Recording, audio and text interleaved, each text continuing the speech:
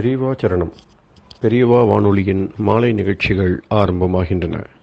இன்றைய எமது நிகழ்ச்சிகள் நித்திய குரு பாதுகா பூஜா, ஸ்ரீ ரா கணபதி அவர்கள் எழுதிய புத்தகத்தின் ஒளிவடிவம், ஆன்மீக உரை, மகா பெரியவா மகிமை, உபன்யாசம். பெரியவா சரணம்.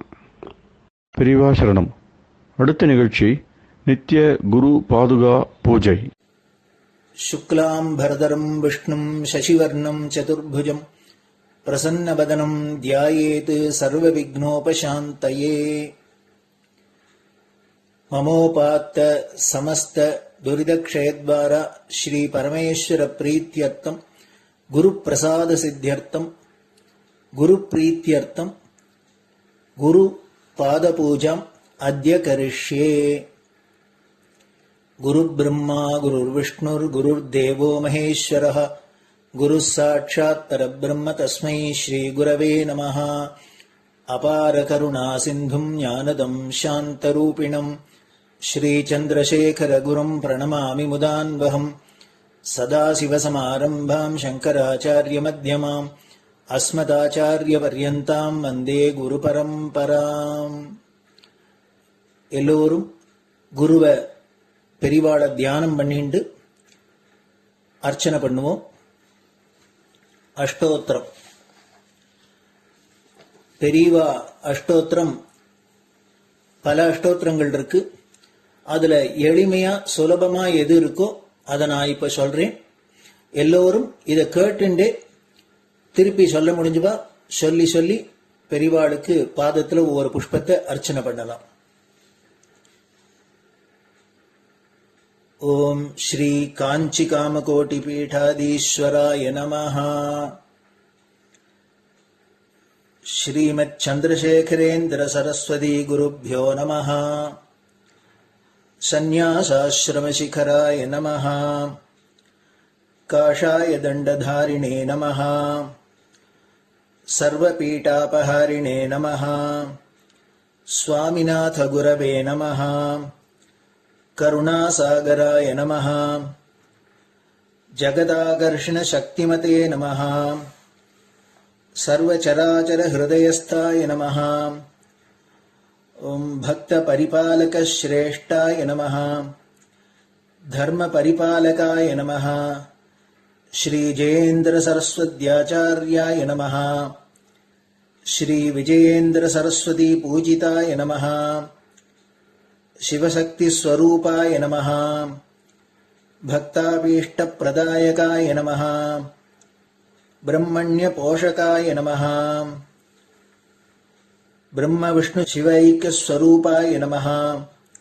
कांची क्षेत्रवासाय नमः. कैलाश शिखरवासाय नमः. स्वधर्म परिपोषकाय नमः. चातुर्वर्ण संरक्षकाय नमः. लोकरक्षण संकल्पाय नमः. ओम ब्रह्मनिष्ठापराय नमः. सर्वपापहराय नमः. धर्मरक्षक संतुष्टाय नमः. भक्तार्पितधन स्वीकर्त्रे नमः. सर्वोपनिषत् सारज्ञाय नमः. सर्वशास्त्रगम्याय नमः. सर्वलोक पितामहाय नमः. भक्ताभीष्ट प्रदायकाय नमः.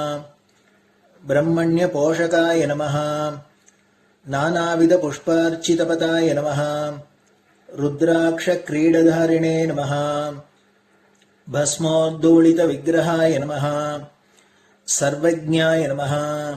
सर्वचराचर व्यापकाय नमः. अनेक शिष्य परिपालकाय नमः. मनश्चाञ्चल्य निवर्तकाय नमः.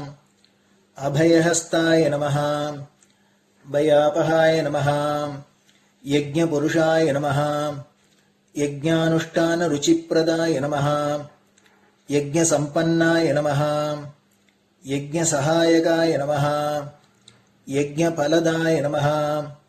यज्ञप्रियाय नमः. उपमानरहिताय नमः. स्फटिक तुलसी रुद्राक्ष हारधारिणे नमः. चातुर्वर्ण समदृष्टये नमः. ऋग्यजुस्साम अथर्वणादि चतुर्वेद संरक्षकाय नमः. दक्षिणामूर्तिस्वरूपाय नमः जाग्रत् स्वप्न सुषुप्ति अवस्थातीताय नमः कोटिसूर्यतुल्यतेजोमय शरीराय नमः साधुसङ्गसंरक्षकाय नमः अश्वगज गोपूजा निर्वर्तकाय नमः गुरुपादुकपूजातुरन्तराय नमः कनकाभिषिक्ताय नमः स्वर्णबिल्वदलपूजिताय नमः सर्वजीवमोक्षदाय नमः मूकवाक्ताननिपुणाय नमः नेत्रदीक्षादानाय नमः द्वादशलिङ्गस्थापकाय नमः गानरसप्रियाय नमः ब्रह्मज्ञानोपदेशकाय नमः सकलकलासिद्धिताय नमः चातुर्वर्ण्यपूजिताय नमः अनेकभाषासम्भाषण कोविताय नमः अष्टसिद्धिप्रदायकाय नमः ओम श्री शारदामठसुस्थिताय नमः नित्यान्नदानसुप्रीताय नमः प्रार्थनामात्रसुलभाय नमः पादयात्राप्रियाय नमः नानाविधमतपण्डिताय नमः श्रुतिस्मृतिपुराणज्ञाय नमः देवयक्षकिन्नरकिंपुरुषपूज्याय नमः श्रवणानन्दकरकीर्तये नमः दर्शनानन्दाय नमः अद्वैतानन्दभरिताय नमः अव्याजकरुणामूर्तये नमः शैव वैष्णवादिमान्याय नमः श्रीशङ्कराचार्याय नमः दण्डकमण्डलोहस्ताय नमः वीणामृदङ्गसकलवाद्यनाथस्वरूपाय नमः रामकथारसिकाय नमः वेदवेदाङ्ग आगमादिसकलकलासतस्प्रवर्तकाय नमः हृदयगुहाशयाय नमः शतरुद्रीयवर्णितस्वरूपाय नमः केदारेश्वरनाथाय नमः अविद्यानाशकाय नमः निष्कामकर्मोपदेशकाय नमः लघुभक्तिमार्गोपदेशकाय नमः लिङ्गस्वरूपाय नमः सालग्रामसूक्ष्मस्वरूपाय नमः कालड्यां शङ्करकीर्तिस्तम्भनिर्माणकर्त्रे नमः जितेन्द्रियाय नमः शरणागतवत्सलाय नमः श्रीशैलशिखरवासाय नमः डमरुकनादविनोदाय नमः वृषभारूढाय नमः दुर्मदनाशकाय नमः आभिचारिकदोषहर्त्रे नमः मिताहाराय नमः मृत्युविमोचकशक्त्याय नमः श्रीचक्रार्चनतत्पराय नमः दासानुग्रहकारकाय नमः अनुराधानक्षत्रजाताय नमः सर्वलोकख्यातशीलाय नमः वेङ्कटेश्वरचरणपद्मषट्पदाय नमः श्री महात्रिपुरसुन्दरी समेत श्री चन्द्रमौलीश्वर पूजाप्रियाय नमः श्रीमच्चन्द्रशेखरेन्द्र सरस्वती सद्गुरु परब्रह्मणे नमः गुरुभ्यो नमः परमगुरुभ्यो नमः परमेष्टिगुरुभ्यो नमः परात्परगुरुभ्यो नमः गुरुपरम्पराभ्यां नमः गुरुपादुकाभ्यां नमो नमः. அடுத்தது ஊதுபத்தி இருந்தா அதை காமிச்சு தூபம், நெய் தீபம் இருந்தா காமிச்சு அதை நெய் தீபம் தீபம் காமிச்சுட்டு நைவேத்தியம் வெத்தலைப்பாக்கு பழம் இதுலேருந்து ஆரம்பிச்சு அவளுக்கு எது சௌரியமோ அதுபடி நைவேத்தியம் பண்ணலாம். அதுக்கு அடுத்தது கற்பூர ஹாரத்தி பண்ணி எல்லோரும் பிரதட்சிண நமஸ்காரம் பண்ணி பெரியவாள்கிட்ட பிரார்த்தனை பண்ணிண்டு எல்லோரும் க்ஷேமமா இருக்கணும், லோகம் பரம மங்களமா சௌக்கியமா இருக்கணும், எல்லோரும் வியாதி வெக்க இல்லாத ஆயுராரோக்கிய ஐஸ்வர்யத்தோட சாந்தம் அமைதியோட ஞான வைராக்கியத்தோட எல்லோரும் நல்லவர்களாயிருந்து நன்மையை அடையணும்னு பிரார்த்தனை பண்ணி இந்த பூஜையை தினம் செய்யலாம். குரு பிரம்மா குருர் விஷ்ணுர் குருர் தேவோ மகேஸ்வரः குரு சாட்சாத் பரபிரம்ம தஸ்மை ஸ்ரீ குரவே நமஹ.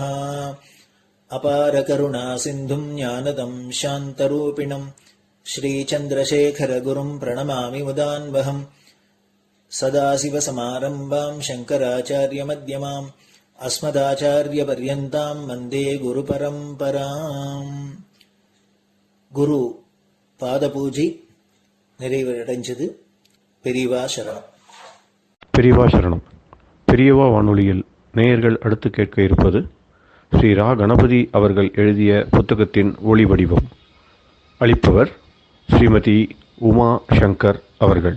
தேனினும் இனிய சொல்லான் தீச்சுடர் மேனி கொண்டான் ஊனுயிர்க்குயிரதான ஒன்றினைக் கலந்து நின்றான் ஏனினிக் கவலை நெஞ்சே இன்றுனக் அருள் செய்தான் இஞ்ஞானவான் காமகோட்டி நாதனை நம்புவோமே. ஜெய சங்கர ஹரஹர சங்கர. மகாபெரியவாளின் உபன்யாசங்களை ரா கணபதி அண்ணா தெய்வத்தின் குரல் என்ற பெயரில் 7 பாகங்களாக தொகுத்து அளித்ததின் 7ஆம் பாகத்தின் அடுத்த பகுதி. நமோ நமக. நமஸ்காரம் தனக்குத்தானே பயன். நமஸ்காரம் பண்ணி அதன் மூலம் வேறு ஏதோ காமனையின் நிறைவேற்றம் என்ற பலனை கேட்பதே ஒரு தினசில் அசட்டுத்தனம்தான். ஏனென்றால் அதுவேதான் ஆட்டோமேட்டிக்காக வினயம் என்ற மகா பலனை கொடுத்து விடுகிறதே. அதுவே பலன், பாக்கியம், செல்வம் எல்லாம். ஆச்சாரியாள் கூட வேறே யாரோ தரித்திர தம்பதிக்காக கனகதாரை கேட்டு மகாலட்சுமியை ஸ்துதித்தாரே தவிர அந்த ஸ்துதியில் தமக்கு இன்னது வேணும் என்கிற போது கனகம் முதலான பொருட்செல்வம் எதையும் கேட்காமல் அவளை நமஸ்கரிப்பது என்பதேதான் தாம் வேண்டும் செல்வம் என்று சொல்லியிருக்கிறார். த்வத் வந்தனானி மாமேவ மாதர நிஷம் கலையந்து என்று. இதன் விரிவு தெய்வத்தின் குரல் பகுதி 5 குருமூர்த்தியும் திரிமூர்த்திகளும் என்ற உரையில் நமஸ்காரமே செல்வம் ஆச்சாரியாள் உணர்த்துவது என்ற பிரிவு. మనస్కారం. ఆగైనాల్ త్యాగయ్యర్ ఎంతరో మహానుభావులు అందరికీ వందనము என்றார் போல எங்கே எவர் பெரியவர்களாக தெரிந்தாலும் அவர்களுக்கெல்லாம் அத்தனை பேருக்கும் அந்தரிக்கு சாஷ்டாங்கமாக, ஸ்திரீகளானால் பஞ்சாங்கமாக நமஸ்காரம் பண்ணுங்கள்.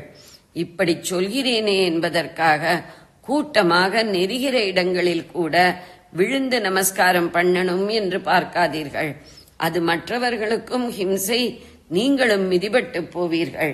அதனால் கால தேச வர்த்தமானங்களை பார்த்துதான் எதுவும் செய்யணும் என்பதை இந்த விஷயத்திற்கும் எடுத்துக் கொள்ளுங்கள். கூட்டத்திலே மனசால் நமஸ்கரித்தால் போதும். உடம்பால் பண்ணாததற்கும் சேர்த்து மனசால் டீப்பாக பண்ணினால் போதும். நமஸ்காரத்தை மனஸ்காரமாக்குகிறது. மற்ற இடங்களில் மனசை சரிப்படுத்தவே சரீரத்தை பூமியில் போட்டு நமஸ்காரம் பண்ணுங்கள். தற்கால நிலைமையில் அவசியமானது. பொருளாதாரத்திற்கு அருளாதாரத்தால் வரம்பு.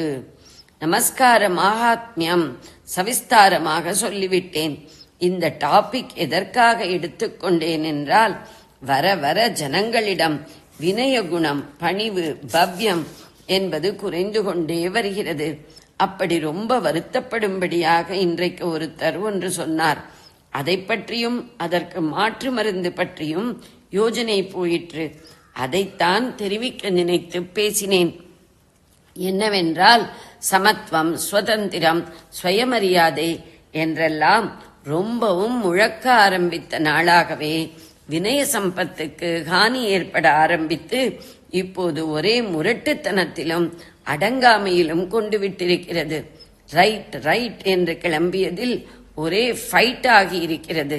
சமூக வாழ்க்கை, பொருளாதாரம் என்று பார்த்தால் இந்த புது கொள்கைகளிலும் ஓரளவு நியாயம் இல்லாமல் இல்லை. இதை ஆட்சேபிக்காமல் ஒப்புக்கொள்கிறேன். ஆனாலும் எதற்கும் ஒரு அளவு வரம்பு இல்லையா? அந்த அளவு மீறாமல் வரம்பு கட்டி புது கொள்கைகளை அமல்படுத்தினால் எல்லாம் அதனதன் இடத்தில் சீராக இருந்து இப்போதுள்ள ஓயாத வர்க்க போராட்டங்கள் ஓய்ந்து லோகத்தில் சாந்தியும் சௌஜன்யமும் ஐக்கியமும் ஏற்படும். எப்படி அளவுபடுத்துவது, வரம்பு கட்டுவது என்றால், சமூகம் முழுவதிலும் மறுபடி வினயசம்பத்தை விருத்தி பண்ணுவதால் தான் பொருளாதாரம் மட்டும் ஒரு வாழ்க்கைக்கு பூர்ணத்துவம் தந்துவிடுமா என்ன? ஒரு நாளும் இல்லை. அருளாதாரத்தை பிடித்து அதனால் இதை அளவுபடுத்தினால்தான் பூர்ண வாழ்வின் நிறைவு ஏற்படும். அந்த அருளாதாரத்தை பிடிக்க வழி வினயம்தான். வினயத்தை வரவழைக்க வழி அது வேண்டும் என்ற பேசிக் எண்ணத்தோடு பெரியவர்களாக இருக்கப்பட்டவர்களை தேடி போய் விழுந்து நமஸ்காரம் பண்ணுவதுதான். இந்த கிரியையே பேசிக்காக, பேஸ்மெண்டாக, அடிமட்டத்தில் இருந்ததை பெரிய மாளிகையாக எழுப்பிக் கொடுத்துவிடும். இந்த தேசத்தில் காலம் காலமாக வந்திருக்கிற மரபின் சக்தி விசேஷத்தால் எப்பேற்பட்ட தன்மான சூரரானாலும் சரி, கொஞ்சம் மனசு வைத்து விட்டால் தானாக அந்த பேசிக் மனோபாவம் ஏற்பட்டுவிடும். இப்பவும் கூட அந்த மனோபாவம் அஸ்தமித்தே போய்விடவில்லை, அடித்தளத்தில் இருந்து கொண்டேதான் இருக்கிறது. அவரவரும் அவரவர் இஷ்டப்படி யாருக்கும் கீழ்ப்படியக்கூடாது என்றிருக்கிற சுதந்திர யுகம் இது. ஆனாலும் யாரை பார்த்தாலும் ஏதோ ஒரு சுவாமி, எவரோ ஒரு சுவாமியார் என்று போய் காலில் விழுந்து கொண்டிருப்பதாகத்தான் தெரிகிறது. இல்லாவிட்டால் தங்களுக்கு பிடித்த தலைவர் சிரித்து, சினிமா ஸ்டார் மேலும் சிரித்து, கிரிக்கெட் ஸ்டார் இப்படி எவரையாவது சுவாமியாக ஆக்கி நமஸ்காரம் பண்ணுவதாக தெரிகிறது. நாஸ்திகர்கள், தன்மானக்காரர்கள் என்கிறவர்கள்தான் தலைவர்கள் என்கிறவர்களுக்கு ஏகமாக நமஸ்காரமாக பண்ணி ஒரே புகழாரமாக பேச்சு திறமையில் சூட்டி பாகவதம் சொன்னபடி பிரணாமத்தோடு நாம சங்கீர்த்தனமும் செய்கிறார்கள் என்று தெரிகிறது. ஆகக்கூடி இந்த மண்ணிலே பிறந்த வாசி எல்லாருக்கும் நமஸ்காரம் பண்ணுவதில் ருச்சி உள்ளுக்குள்ளே இருந்து கொண்டுதான் இருக்கிறது. அதை சரியான பாத்திரங்களுக்கு சேனலைஸ் பண்ணுவதுதான் செய்ய வேண்டியது. அதற்கு அந்த நாராயணனே வழி திறந்து விட வேண்டும். விதிவிலக்கு. இவ்வறிவுரையை கேட்டோரில் உடற்பிணி காரணமாக குனிந்து நமஸ்காரம் செய்ய இயலாத ஒருவரை கண்டதில் கருணாமூர்த்தியான ஸ்ரீசரணர் அருளியது இப்பகுதி. இப்படி நமஸ்கரிக்க வேண்டும், அதில் இத்தனை அர்த்தம் இருக்கிறது, அது இவ்வளவு பலனை கொடுக்கிறது என்று நான் விஸ்தாரமாய் சொல்வதை கேட்டுவிட்டு சரீர உபாதி காரணமாக அப்படி பண்ண முடியாதவர்களும் தங்களை வருத்தி கொண்டு அப்படி பண்ண வேண்டும் என்றில்லை. விதிவிலக்கு. அவர்கள் மானசிகமாக அப்படி பண்ணினாலே போதும். ஸ்தூலமாக பண்ண முடியாத அவர்களுக்குத்தான் பண்ண முடியலையே என்ற ஃபீலிங் நமஸ்காரம் பண்ணுகிறவர்களின் பக்தியையும் விட ஜாஸ்தியாக ஏற்படும். அந்த தாபத்தில் தாங்கள் பண்ணும் மானசிக நமஸ்காரத்தை நன்றாக உணர்ந்து பண்ண முடியும். ஸ்தூலமாக பண்ணுபவர்களுக்கு மெக்கானிக்கலாகவும் போய்விடுகிறது போல் அவர்களுக்கு இருக்கவே இருக்காது. மெக்கானிக்கல் என்றால் உடம்புதான் இந்த காரியத்தில், மனஸ் வேறு எங்கேயோ என்றுதானே அர்த்தம். நமஸ்காரமே மானசிகம் என்கிற போது மனஸ் அதிலேயே ஒருமைப்பட்டுத்தானே ஆக வேண்டும். 1000 பேர் 10,000 பேர் என்று கூட்டம் சேர்ந்தால் ஒவ்வொருவரும் எப்படி விழுந்து நமஸ்காரம் பண்ண முடியும்? இந்த மாதிரி சந்தர்ப்பங்களிலும் மானசிகமாக பண்ணினாலே போதும். எந்த விதி இருந்தாலும் நியாயமான காரணங்களுக்காக அதற்கு விலக்கும் உண்டு என்பதற்காக சொன்னேன். அந்தகாரம் நீக்கும் நமஸ்காரம். ஆத்மாபிவிருத்தியே முக்கியமாக இருந்த தேசத்தில் லௌகிக முன்னேற்றமே எல்லாம் என்பதாக இழுத்து விட்டிருக்கிற அகங்கார ரோகத்திற்கு எனக்கு தெரிந்த நமஸ்கார மருந்தை சொல்லி இந்த காரத்தால் அந்த காரத்தை நிவிருத்தி பண்ண சொல்லி பார்க்கலாமே என்றுதான் இத்தனை சொன்னதும் சம்சார அந்தகாரத்திலிருந்தே நிவிருத்தி பெற முதற்படியாக நமஸ்காரம் இருப்பதால் சொன்னேன். தாம் இவ்விஷயம் சொல்வதன் விசேஷம். இதை வேறே யார் சொல்வதை விடவும் நான் சொன்னால் அழுத்தமாக பதியும் என்று தோன்றியதால் விஸ்தாரம் பண்ணினேன். இப்படி சொல்கிற போது நானே அகங்காரம் கொண்டாடிக் கொள்கிறேனா என்ன அதில்லை அர்த்தம். ஸ்தானத்தை நினைத்துத்தானே இந்த சமத்துவ சுதந்திர சுயமரியாதை கோஷமெல்லாம் கிளம்பி கோஷம் யுத்தமாகவே ஆகி மரியாதை பண்பை வினய குணத்தை விரட்டி வருகிறது. இந்த சந்தர்ப்பத்திலே இதை விடவோ இதற்கு சமமாகவோ ஒரு ஸ்தானமில்லை என்கிற உச்சிக்கு ஏதோ விதிவசத்தினால் தூக்கி போடப்பட்ட ஒருத்தன் தான் யாருக்கும் மரியாதை பண்ண தேவையில்லை என்பதில் நிறைவு காணாமல் மரியாதை செலுத்த தனக்கு சான்ஸே இல்லையே, இப்படியும் ஒரு ஜன்மாவா என்று ரொம்பவும் குறைந்துதான் கொள்கிறான் என்பது லோகத்திற்கு தெரிந்தாலே அதற்கு வினயத்தின் அவசியம் ஆழமாக மனசில் தைக்கும் என்றுதான் சொன்னது. எனக்கு கிடைக்காத, கிடைப்பதற்கு இல்லாத நமஸ்கார பாக்கியத்தை நீங்கள் எல்லாம் நன்றாக பயன்படுத்திக் கொண்டு ஸ்ரேயஸ்களை அடைவதற்காக நானும் அந்த நாராயணனை நமோ நமகா என்று நமஸ்காரம் பண்ணுகிறேன். ஜெய ஜெய சங்கர, ஹர ஹர சங்கர. பெரியவா சரணம். இந்நிகழ்ச்சியின் அடுத்த பகுதி நாளை மாலை இதே நேரத்தில் ஒளிபரப்பாகும். பெரியவா சரணம். பெரியவா சரணம்.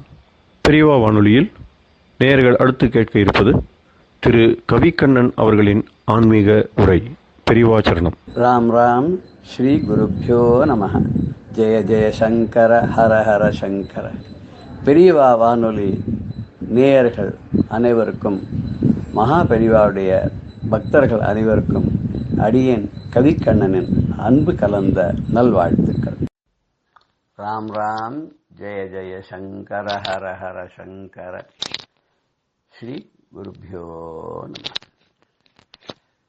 நம்ம மகா பெரியவாளை பத்தி நம்ம நாட்டில் மாத்திரம் இல்லை, வெளிநாட்டில் இருக்கிறவாளுக்கெல்லாம் கூட பெரிய மதிப்பு மரியாதை இருந்தது. அடிக்கடி வந்து பெரியவாளை தரிசனம் பண்ணிட்டு போவா. கிரீஸ் நாட்டு குவீன், கிரீக் நாட்டு குவீன், அரசி, நேபாளத்திலிருந்து ராஜா, அந்த காலத்தில் வெளிநாட்டிலிருந்து பெரிய வேதாந்த ப்ரொஃபஸர்கள், இவாளெல்லாம் கூட அடிக்கடி வந்து பெரியவாளெல்லாம் பார்த்துட்டு போவா. எப்போதும் வந்து அவருடைய திருவடியே நினைச்சுண்டு ஒரு நல்ல ஒரு செல்ஃப் கண்டென்ட் சொல்லல, ஆத்ம திருப்தியோடு இருக்கக்கூடிய அப்படி வாழ்க்கை வாழணும்ன்றதுக்கு பெரியவா எல்லாருக்கும் ஒரு ஏதோ ஒரு விதத்துல உபகாரமா இருந்திருப்பா இல்லையா. அதனால அந்த பெரியவாள் நம்ம ஒரு பாட்டோட ஆரம்பிச்சு இன்றைய நிகழ்வை நம்ம பார்க்க போறோம். என்ன கேட்க போறோம் அப்படின்னு கேட்டாக்க, எப்பவும் உங்களுடைய திருவடியை பணிந்து நல்ல தன்னிறைவோட நாங்க வாழணும், முக்காலமும் முன்னேறமும் முத்தமிழ், முத்து போன்ற தமிழ்ல அவரை பாடி நம்முடைய நாவு கழித்திட வேண்டும், அதுக்கு ஏற்ற வரத்தை தர வேண்டும். சின்முத்திரை காட்டி சனகாதி முனிவர்களுக்கு முக்கியமான உபதேசம், அந்த உபதேசத்தை பண்ணின அந்த மூர்த்தி யார்? தட்சிணாமூர்த்தி அவர் தான். இந்த உலகத்தில் இருக்க மாந்தர்கள் எல்லாம், ஜனங்கள் எல்லாம் உயர்வடையணும் அப்படின்றதுக்காக இந்த உலகத்தை தோன்றின அந்த ஆலடியில் அமர்ந்த பிரானே மறுபடியும் காலடியில் வந்து பிறந்தார் இல்லையா, சங்கர பகவத் பாதாளா அவராகவும். அதுக்கப்புறம் உத்தம சீலர்களாக அவளுக்கு யாரு, சிவகுரு ஆரியாம்பாளுக்கு புத்தரனாக பிறந்து காலடியில பிறந்த அதே சங்கரர் மறுபடியும் விழுப்புரத்துல சுப்பிரமணிய சாஸ்திரிகளுக்கும் மகாலட்சுமி அம்பாளுக்கும் சுவாமிநாதனாக பிறந்து காஞ்சி காமகோட்டை பீட்டத்துல சத்குருவாக அமர்ந்து நம்ம எல்லாருக்கும் அருள் பண்ணி எல்லா திசைகளும் போற்றக்கூடியவராக விளங்குறாரே அந்த சந்திரசேகரேந்திர சங்கர குரு சத்குருநாதன். அவர் வந்து எப்போதும் உன்னுடைய திருவடியே நாம் பணிந்து கொண்டு தன்னிறைவோடு வாழணும் அப்படின்ற மாதிரி இந்த கீர்த்தனையை நம்ம அமைச்சிருக்கோம். என் நேரமும் உந்தன் திருவடியே பணிந்து தன்னிறைவோடு வாழ திருவருள் புரிவாய். என் நேரமும் உந்தன் திருவடியே பணிந்து தன்னிறைவோடு வாழ திருவருள் புரிவாய். என் நேரமும்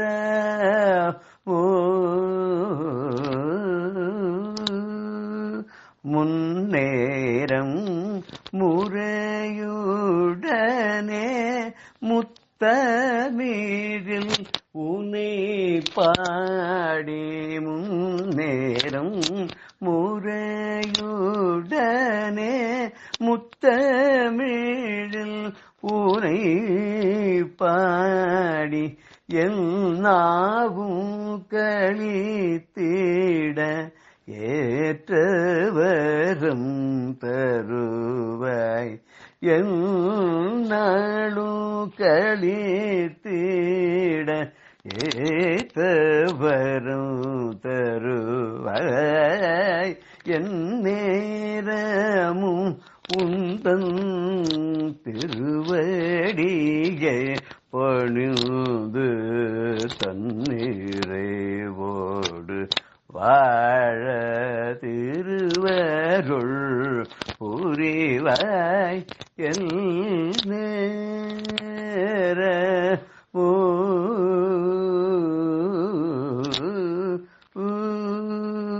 முத்திரை காட்டிய முனிவனால்வர்க்கு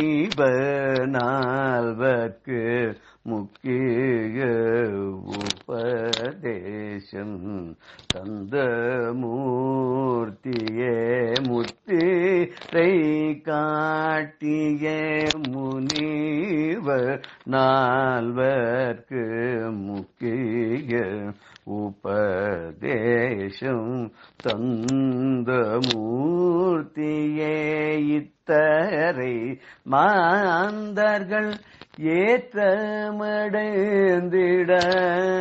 இத்தரை மாந்தர்கள் ஏற்றமடைந்திட சித்தம் கொண்ட பகவத் பாதராய் சித்தம் கொண்ட பகவத் பாதராய் உத்தம சீலர்க்கு புத்திரனாய் பிறந்து உத்தம சீலர்க்கு சத்புத்திரனாய் பிறந்து நற்றவ காஞ்சி பீட்டத்தில் அமர்ந்தாய் நற்றவ காஞ்சி பீட்டத்தில் அமர்ந்தாய் எத்திசையு போற்றும் எங்கள்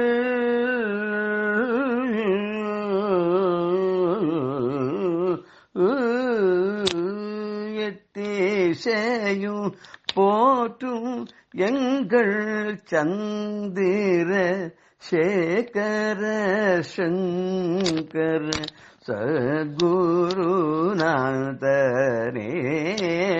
எத்திசையும் போற்றும் எங்கள் சந்திர சேகர சங்கர சத்குருநாதனே எல் நேரமும் உந்தன் திருவடிய பணிந்து தன்னிறைவோடு வாழ திருவருள் புரிவாய்.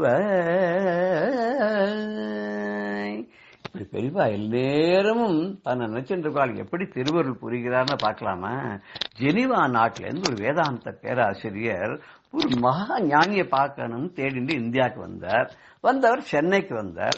சென்னையில எல்லாரும் விசாரிச்சு பார்க்க யாருக்கும் ஒண்ணுமே தெரியல. ஒரு நாள் வந்து ஒரு ஹோட்டல்ல தன்னோட ரூம்ல தங்கி இருக்கும் போது ஒருத்தர் சொல்றார், காஞ்சி பெரியவா திருச்சி பக்கத்துல ஒரு இடத்துல தங்கியிருக்கா, அவர் தான் இன்னைக்கு மகா ஞானி அப்படின்னு ரெண்டு பேர் அங்க பேசிக்கிறார் கவுண்டர் கிட்ட. இதை பார்த்தோன்னா அடுத்த நாள் அவர் நேரம் என்ன பண்றாருன்னா நேர திருச்சிக்கு போயிட்டு அங்க ஒரு விடுதியில தங்குறார். விடுதியில தங்கின்னு இருக்கும்போது ராத்திரி படுத்துன்னு இருக்கார். மனசுக்குள்ள ஒரே நினைப்பு, பார்க்க முடியுமா அப்படி ஒரு மகான் இருக்காரா, பார்க்க முடியுமா தவிச்சிருக்கும் போது ஒரு டிரைவர் கதவை தட்டுறான். ஏன்னா அவன் வந்து கவுண்டர்ல கேட்டிருப்பான் போல, நீங்க யார் புதுசா வந்திருக்கா, எங்க போறான்னு. அங்க கவுண்டர்ல சொல்லிருக்கா, இந்த மாதிரி வெளிநாட்டு ஒருத்தர் வந்திருக்காரு, அது பெரிய மகான் யாரையோ தேடின்னு வந்திருக்காரு, பார்க்கணுமா, இந்த ரூம்ல தங்கியிருக்காரு. டிரைவர் வந்தான், கதவை தட்டினா, இவர் வந்து என்னன்னு கேட்டார். நீங்க ஏதோ பெரிய மகானை பார்க்கணும்னு சொன்னேலாம், நாளை காத்தால நான் வரேன், உங்களை நான் கூட்டின்னு போறேன் அப்படின்னு சொல்லிட்டு மறுநாள் காத்தால சொன்ன மாதிரி வந்துட்டான். 5 மணிக்கெல்லாம் வந்தான். வந்த உடனே நேரம் இவரு ரெடியா இருந்தார். இவர் ஆயிடுச்சுன்னா அவனுடைய டாக்ஸில நேரம் அந்த டாக்ஸி டிரைவர் என்ன பண்ணா, பெரியவா அங்க முகாமிட்டு இருக்காரோ அந்த இடத்துக்கு போயிட்டான்.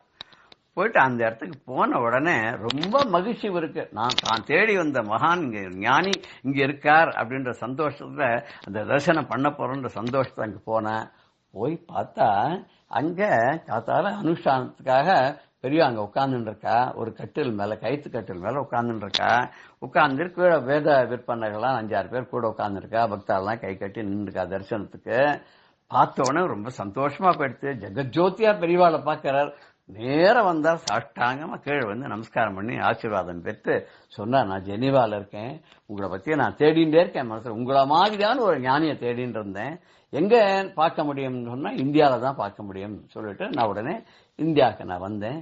அதுவும் சென்னையில தான் அந்த மாதிரி எல்லாம் தரிசனம் பண்ண முடியும்னு தெரிஞ்சுட்டு சென்னைக்கு வந்தேன். சென்னையில இருந்து திருச்சிக்கு வந்தேன். திருச்சியில எனக்கு ஒரு டிரைவர் அவர் வந்து என்னை உங்ககிட்ட கூட்டின்னு வந்தார். எனக்கு ரொம்ப சந்தோஷமாச்சு. நான் பிறந்த பயனை இன்றைக்கு நான் அடைந்தேன் அப்படின்னு சொல்லிட்டு உட்கார்ந்து ரொம்ப நேரம் பெரியவாள்கிட்ட இந்து மதத்தை பத்தியும் இதுல இருக்கக்கூடிய வேதாந்த விசாரங்களை பத்தியும், இதுக்கு சமமாக இவர் படிச்ச அந்த ஊர்ல ஜெனீவால அவர் வந்து ஒரு வேதாந்த பேராசிரியரா இருக்கார். அவர் படிச்ச மத்த பிலாசபியில இருக்கக்கூடிய விஷயங்களையும் பெரியவாவோட கலந்து ஆலோசிச்சு, பெரியவா ஒன்னொன்னுக்கு இருக்கக்கூடிய சிமிலாரிட்டி எல்லாம் சொல்லி 2 பேரும் கிட்டத்தட்ட ஒரு 1.5 மணி நேரம் 2 மணி நேரத்துக்கு பேசின அப்புறம் அந்த ஜெனீவா நாட்டு அயல் நாட்டு வேதாந்தி ரொம்ப சந்தோஷப்படைந்து பெரியவாவோட ஆசீர்வாத அனுகிரகத்தோட கிளம்பி அவர் ஊருக்கு போனார். போர்ச்சே பெரியவா சொன்னாலாம், நீ போய் இறங்கின உடனே உனக்கு ஒரு ஆச்சரியம் காத்துன்னு இருக்கும்னு.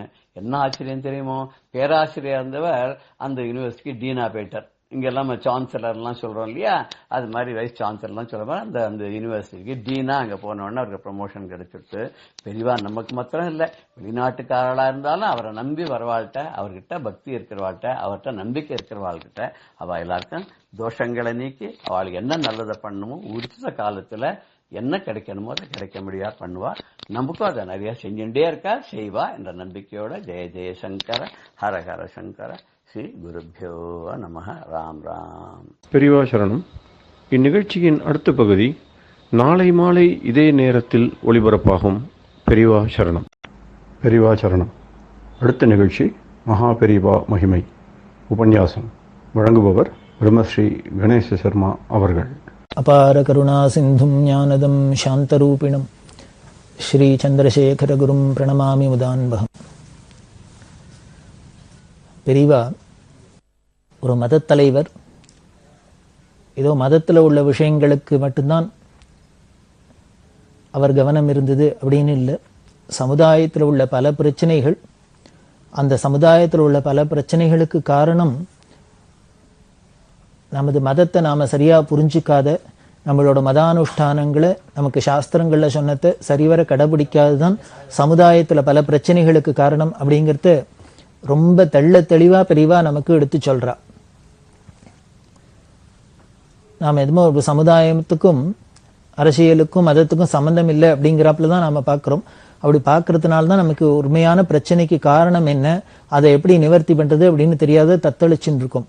ஆனா பெரியவா பார்த்தீங்கன்னா இந்த திரிகால ஞானியா இருக்கிறதுனால, சத்குருவா இருக்கிறதுனால, ஒவ்வொரு சமுதாய பிரச்சனைகளுக்கு காரணமே நாம மதத்தை சரியா புரிஞ்சுக்காதனால, மதத்துல உள்ள கோட்பாடை சரியா அனுஷ்டானம் பண்ணதுனால்தான் அப்படிங்கறது தெளிவா எடுத்து சொல்லி, நாம அந்த அனுஷ்டானங்களை சரி பண்ணிட்டோம்னா சமுதாய பிரச்சனைன்னு போயிடும் அப்படிங்கறதுல ரொம்ப தீர்மானமா நமக்கு உபதேசம் பண்றா. அதுல பார்த்தீங்கன்னா சமுதாயத்துல உள்ள பல கொடுமைகளுக்கு காரணம் பெண்களோட சீரழிவுக்கு காரணம் காலாகாலத்துல கல்யாணம் ஆகாதது அப்படிங்கிற ஒண்ணு. அந்த கல்யாணம் ஆகாததுக்கு காரணம் வரதட்சணைங்கிற ஒரு கொடுமையா இருக்கிறது அப்படின்னு பாக்குறோம். அந்த வரதட்சணைய பெரியவா ஒழிக்கணும் அப்படிங்கிறதுக்கு பாடுபட்டா. காலாகாலத்துல எளிய திருமணம் நடக்கணும் அப்படின்னு நாம அதை என்ன பண்ணிடுறோம் அப்படின்னா, இந்த விவாகம் முதலானதெல்லாம் ஒரு மத சம்பந்தப்பட்ட ரிலீஜியஸ் ஃபங்க்ஷன், ஒரு கல்யாணமாகட்டும், உபநயனமாகட்டும், இன்னும் எந்த ஒரு நிகழ்ச்சிகளாக இருந்தாலும் இது ஒரு மதத்தில் சொல்லியிருக்கிற ஒரு அனுஷ்டானம், ரிலீஜியஸ் ஃபங்க்ஷன். ஆனால் இதை என்ன பண்ணுறோம்னு ஒரு சோஷியல் ஈவெண்ட்டாக நாம் கன்வெர்ட் பண்ணிட்டு நம்ம சமுதாயத்தில் உள்ள நமக்குள்ள அந்தஸ்து, நமக்குள்ள ஐஸ்வர்யம் இதெல்லாம் காமிச்சிக்கிறதுக்கு இதெல்லாம் ஒரு ஆப்பர்ச்சுனிட்டியாக நாம் உபயோகப்படுத்திக்கிறோம். அப்படி படுத்திக்கிறதுனால இருக்கிறவன் அப்படி பண்ணிட்டான்னா இல்லாதவனுக்கு அதை பார்த்து ஆசை வந்துடுறது, அதுக்கு பல வழியில தப்பு பண்ண தோன்றது, இல்லையா போட்டா போட்டி வருது, ஒருத்தருக்குள்ள துவேஷம் வருது, விரோதம் வருது, இப்படி பல விஷயங்கள் அதில் பரவிண்டு போகிறது. அதனால அந்த மத சம்பந்தமான எந்த ஒரு விஷயமா இருந்தாலும் சாஸ்திரத்தில் சொன்னபடி அப்படியே நாம கடைபிடிக்கணும். நமது சாஸ்திரத்தில் எந்த ஒரு காரியத்துக்கும் பணத்தை பற்றியே லட்சியம் பண்ணலை, ஐஸ்வர்யம் வேணும்னே சொல்லலை. ஏதானும் உதாரணத்துக்கு சொல்லணும் அப்படின்னா, ஏதான ஒரு விசேஷம் அப்படின்னா, ஒரு தானம் அப்படின்னா அதில் தட்சிணை வைக்கணும் அப்படின்னா ஸ்வர்ணத்தை வை அப்படின்னு சொல்றது. சரி, பவுனம் வைக்கிறது அப்படின்னா பவுன ஸ்வர்ணத்துமே தட்சிணையா வச்சாதான் நம்ம இனிமே ஒரு தானத்தை பண்ண முடியுமா, ஒரு காரியத்தை பண்ண முடியுமான்னு. அதே சாஸ்திரம் என்ன பண்றது, உடனே உனக்கு பவுனை வை, பவுன் இல்லையா ஒரு துளசி தளத்தை வையேன் அப்படிங்கிறது. அப்போ பார்த்துங்கோ, பவுனை வச்சாலும் ஒண்ணுதான், ஒரு துளசி தளத்தை வச்சாலும் ஒண்ணுதான் அப்படின்னு. இருக்கிறவா பவுன் வைக்கிறா, இல்லாதவா துளசி தளத்தை வைக்கலாம். அப்படி இருக்கிறவனும் துளசி தளத்தை வச்சாலுமே பரவாயில்ல, ஏன்னா இல்லாதவன் பவுனை வைக்க முடியாது, அதனால இருக்கிறவனும் துளசி தளத்தை வச்சுக்கலாம். அப்படி சமுதாயத்துல மேல்தட்டுல இருக்கிறவாள்லாம் தங்களோட எந்த ஒரு நடவடிக்கையிலையும், நடை உடை பாவனையிலிருந்து எல்லாத்திலையும் எவ்வளவுக்கு இவ்வளவு எளிமையா இருந்து காமிக்கிறாளோ, கீழே இருக்கிறவாளுக்கெல்லாம் அவ ஒரு வழிகாட்டியா இருக்கணும், அவ ஒரு முன்னுதாரணமா இருந்து அவ அப்படி எளிமையா இருந்து காமிக்கணும் அப்படின்னு தான் பெரியவா ஆசைப்பட்டா. அதனாலதான் ஒரு பெரிய பீடாதிபதியா இருந்து அவர் பலமை எளிமையா இருந்ததுக்கு காரணம் இருந்து காமிக்கணும் அப்படிங்கிறதுக்காக தான். அதுவே அவருக்கு எவ்வளவு பேர் புகழ கொடுத்தது, பெருமையை கொடுத்தது. உலகம் எல்லாரும் பார்த்து ஆச்சரியப்படுறாப்புல அவர்கிட்ட ஒரு பக்தி வராப்புல இருந்தது. அது மாதிரி யாரா இருந்தாலும் நமது வீட்டுல எந்த ஒரு ஃபங்க்ஷனா இருந்தாலும் சரி, விவாகமா இருக்கட்டும், உபநயனமா இருக்கட்டும், இன்னும் எந்த ஒரு ரிலீஜியஸ் ஃபங்க்ஷனாக இருந்தாலும் அதை எவ்வளவுக்கு அவ்வளோ சிம்பிளாக எளிமையாக பண்ணுறோமோ அவ்வளவுக்கு அடுத்த வாழ்க்கை ஒரு முன்னுதாரணமாக இருக்கணும். அதுக்கு ஒரு தைரியம் வேணும். அந்த தைரியம் எப்படி கிடைக்கும்னு, பெரியவா அனுகிரகம் இருந்ததுன்னா, பெரியவாள்கிட்ட நமக்கு பக்தி இருந்ததுன்னா அவள் அனுகிரகம் தான் அந்த தைரியம் வந்துடும். அது ஒரு தைரியமாக இருந்து பண்ணி காமிக்கணும். இதெல்லாம் தான் ஒரு பெரிய புரட்சி. அப்படி பண்ணி காமிக்கணும் தான் ஆசைப்பட்டா. அப்படி இந்த விவாகத்தில் இந்த வரதட்சணை, சீர்சந்தி, இது மாதிரி அந்த கொடுமைகள்லாம் போக்கணும் அப்படின்னு பண்ணினா, அதுக்கு உபதேசம் பண்ணினா, அப்படி பண்ணுற பெரியவா வெறும் உபதேசம் மட்டும் பண்ணிட்டு விடல. இந்த புனிதமான இந்த விவாகம் குழந்தைகளுக்கெல்லாம், ஏழை எளிகளுக்கெல்லாம் நடக்கணும் அப்படிங்கிறதுக்காக தன் மடத்து மூலியமாம என்னென்ன உதவி பண்ண முடியுமோ அதெல்லாம் பண்ணினா. கல்யாணம் அப்படின்னா, பெண் கல்யாணம்னா திருமங்கல்யத்துக்கு பவுன் கொடுக்கறது அப்படின்னு ஒரு சம்பிரதாயம் வச்சிருந்தா. அதுக்காக என்ன பண்ணுவானே, யாரானு இருக்கிறவாழ்கிட்டெல்லாம் கேட்டு கேட்டு வாங்குறது. எனக்கு பவுன் கொடுங்கோ, எனக்கு திருமங்கல்யம் கொடு, அத்தை பண்ணி கொடு, இத்தை பண்ணி கொடு அப்படின்னு அவா கொண்டு கொடுத்தா, இருக்கிறவா கொண்டு கொடுத்தா அதை இல்லாதவாளுக்கு விநியோகம் பண்ணினா. இப்போ ரெண்டு விஷயம், இருக்கிறவா கொண்டு பெரியவாளுக்கு காணிக்கையா கொடுக்கறதே அவளுக்கும் பெரியவா அனுகிரகம் கிடைக்கிறது, கொடுத்தவாளுக்கும் ஒரு திருப்தி, பெரியவாளுக்காக நம்ம காணிக்கை கொடுத்தோம் அப்படின்னு பெரியவா அனுகிரகம் கிடைச்சதுன்னு. இல்லாதவா கேட்டு வாங்கிக்கிறதே பெரியவா கையால கொடுத்தா பெரியவா அனுகிரகம் பண்ணினது அப்படின்னு வாங்கிக்கிறவாளுக்கும் பெரியவா அனுகிரகம் அப்படின்ட்டு பெரியவா கிருபை அப்படின்னு பெரியவாள்கிட்ட வாங்கிட்டுமே பெரியவா பிரசாதம்ங்கிற ஒரு பெருமை கிடைக்கிறது, சந்தோஷம் கிடைக்கிறது. கொடுத்தவாளுக்கும் பெரியவாளுக்கு பிரீத்தியா நம்ம அர்ப்பணம் பண்ணினுமேங்கிற கிடைக்கிறது. இப்படி எல்லாம் அதிசயமான நிகழ்ச்சிகள்லாம் மடத்துல எப்பொழுதும் நடந்துட்டு பெரியவா சன்னதியில. அப்படி பல பேர் கொடுக்கிறவாள்லாம் இருக்கிறவா கொடுக்கறத வாங்கி பெரியவா பல பேருக்கு எல்லாம் கொடுத்துட்டு இருக்கா. அப்படி இருக்கிறதே ஒரு நாளைக்கு கூட்டத்துல வரிசையா எல்லாரும் வந்து தரிசனம் பண்ணிட்டு இருக்கா. அதுல ஒருத்தர் ஒரு பழத்தட்டை வச்சு, பொண்ணுக்கு கல்யாணம், நாங்க ஏழை, ஏதானும் பெரியவா உபகாரம் பண்ணணும் அப்படின்னு கேட்டு, பெரியவா ஒன்றும் பார்த்தா பேசாத நின்னா. கூட இருக்கிறவாள்லாம் இந்த நடந்து வாங்கோ, பின்னால இருக்கிறவா வரட்டும், பெரியவா அப்புறம் பதில் சொல்லுவா அப்படின்னு விட்டா. அவர் இப்படி ஓரமா போய் நின்று பெரியவா அந்த அப்படியே தட்டோட இந்த வாங்கி வச்சுன்னு விட்டா. இன்னொரு 10 பேர் கழிச்சு இன்னொருத்தர் யாரோ ஒருத்த வந்தா. அவளும் இதே மாதிரி ஒரு தட்டுல பழத்தை வச்சா, ஒரு பத்திரிக்கை வச்சா, குழந்தைக்கு கல்யாணம், பெரியவா உபகாரம் பண்ணும் அப்படின்னா. இவாளுக்கும் ஒண்ணும் பதில் சொல்ல. அவரும் அந்த போயிட்டார். அந்த தட்டும் இந்த வந்துடுத்து, அந்த பத்திரிக்கை இங்கேயே வந்தது. இப்படி 10 பேர் போன அப்புறம் 15 பேர் 20 பேர் போனதுக்கு அப்புறம் 1 ஆச்சு, 2 ஆச்சு, 3 ஆச்சு, 4 ஆச்சு. இப்படி 3-4 பேர் வந்து வந்து வந்து கூட்டத்துல குழந்தைக்கு கல்யாணம், பொண்ணுக்கு கல்யாணம், உபகாரம் பண்ணும், பொண்ணுக்கு கல்யாணம், குழந்தைக்கு கல்யாணம், உபகாரம் பண்ணும் கேட்கிறா. இப்படி 4 பத்திரிகை வந்தோன்னு பக்கத்துல இருந்தவருக்கு ஒரு ஆச்சரியமா இருந்தது. என்ன இன்னைக்கு வரவாள்ல பாதி பேர் பொண்ணுக்கு கல்யாணம், பெரியவா உபகாரம் பண்ணும், பொண்ணுக்கு கல்யாணம், உபகாரம். என்ன உபகாரம் பண்ண போறா? பெரியவா புடவை, திருமங்கல்யம், வேஷ்டி இதெல்லாம் தானே கொடுப்பா. இதுக்கு வந்து கேட்கிறாளே அப்படின்னு ஒரு ஆச்சரியம். ஒரே நாளைக்கு தொடர்ந்து இது மாதிரி வந்தா நமக்கே ஒரு அதிசயமா இருக்கும் இல்லையா? அவர் என்ன பண்ணார், கூட இருக்கிற கைங்கரியமன்றர் இப்படி இந்த கல்யாண பத்திரிகையை பார்த்தார். வரிசையா ஒருத்தரா கொண்டு வைக்கிறாளே யார் யாரு அப்படின்னு பார்க்கலாங்கிற ஒரு ஆர்வத்துல இப்படி பார்த்தார்.